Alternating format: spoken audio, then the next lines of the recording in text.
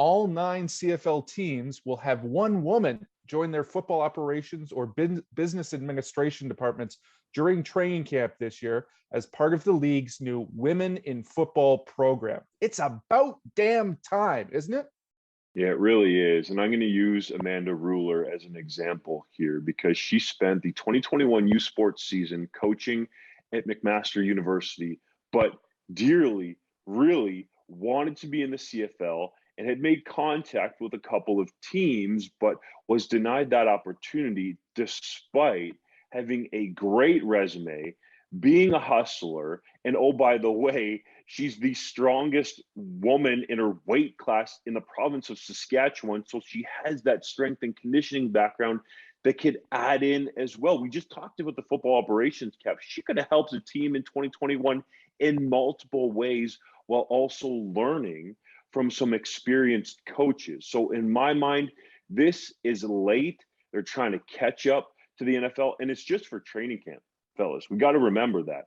Right now, I hope that this program springboards someone like Ruler or the other women in this country that want to aspire to those positions and not just last for training camp. Yeah, I'm about a foot taller than Amanda, but I know full well she could kick the crap out of me if she wanted to. My goodness. She could snatch you in a second. Oh, she could break me in half over her leg, no problem. But I will say this. I mean, it's only a training camp program, right? It only runs about 3.5 weeks, but it's a great start, right? It's a start. It's not a solution. It's just one step of the journey. So I do applaud the CFL for this initiative. It would have been nice to see something full length, but coming out of the pandemic, obviously, budgets are tight. I appreciate that. This is a lot better than nothing.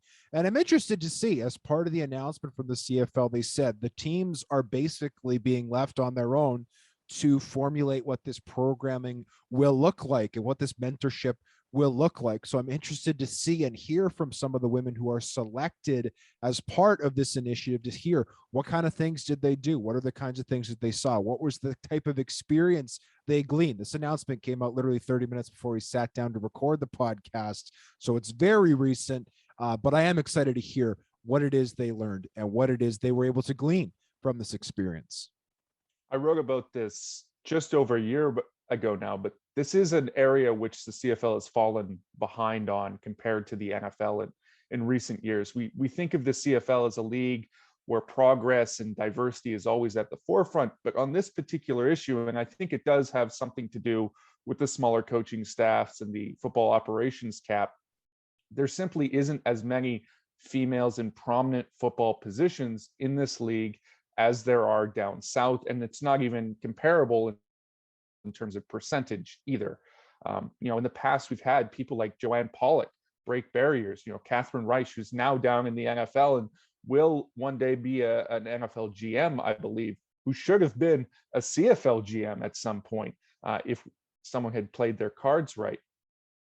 But this is a great step in the right direction, and hopefully, I think it'll be something like the Bill Walsh Diversity Fellowship down in the States for the NFL, where people are brought in for training camp, but you look at someone like Henry Burris, who eventually turns that into a full-time gig. And so hopefully that's what this is for these women.